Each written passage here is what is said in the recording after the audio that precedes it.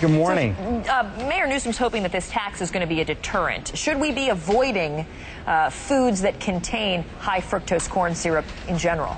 Well, this is one of the more controversial areas when you're talking about the, trying to curb the obesity epidemic. Couple of things to keep in mind. First of all, fructose, which is this corn syrup. A lot of people have heard this term before. It is high-calorie, low-nutrition substance. We know that.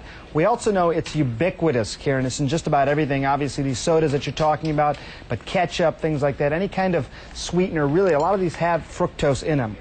Mayor Newsom believes that there is a direct correlation between fructose and the obesity epidemic, and he's not alone. A lot of people believe that, and the tax is one way, obviously, of trying to deter that. Obviously, passing the tax on to these stores, eventually it's going to be passed on to consumers, and the thought is that they may buy less of this stuff. Now, this is, again, as I mentioned, a controversial thing because you're taxing a food item, even though it's still sugary soda. Some people still consider it a food item, very different than a tobacco tax, for example.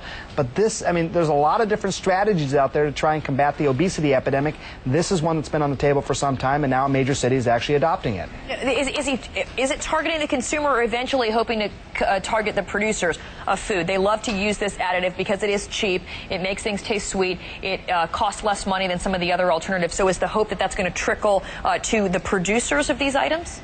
I think initially the producers, but eventually the consumers for sure, the thought is they may buy less of this. But you hit on a very important point here, just really quickly. If you look at the history of this substance, Karen, I think this is very important. We subsidize a lot of corn production in this country. We've been subsidizing it for a long time to support the corn farmers, which is a good thing. If there's a problem in all this, it is that maybe we make too much corn, and some of that corn gets turned into this high fructose corn syrup. There's a lot of extra corn that gets turned into this substance, and it's now being used as a sweetener in lots of different products. That's what makes it cheap. What Mayor Newsom and others have proposed is that you actually bring it back to what would be a normal price point for these substances. It's going to be more expensive. People are going to be less likely to buy it. It's going to sort of offset, if you will, the subsidies. Well, you could talk forever about this, but I know we're out of time. It just makes you wonder, though, if you're going to do it with the soda, then you do it with the ketchup, because it's everywhere, as you said. Certainly a ubiquitous ingredient.